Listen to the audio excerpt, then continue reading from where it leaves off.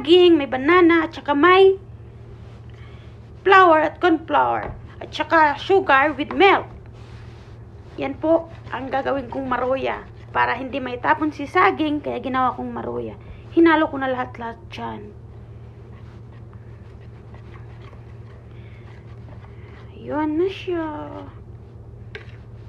Ayan, pwede na siya.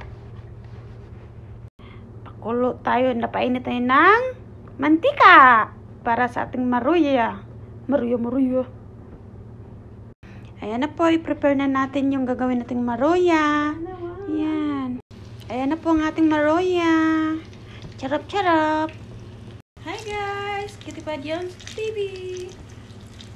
Mwah! Ikaw may kailangan. Ayan na po siya. Nagmaruya na siya.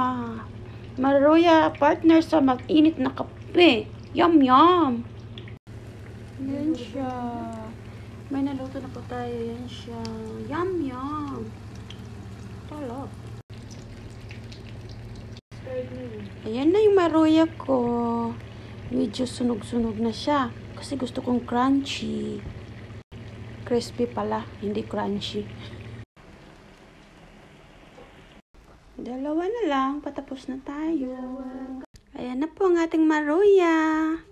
Yum! Tapos din, charap. Sarap sa partner ng kape. Yum! Ay, ang ating maruya. Please watch and subscribe. Kitty Jones TV.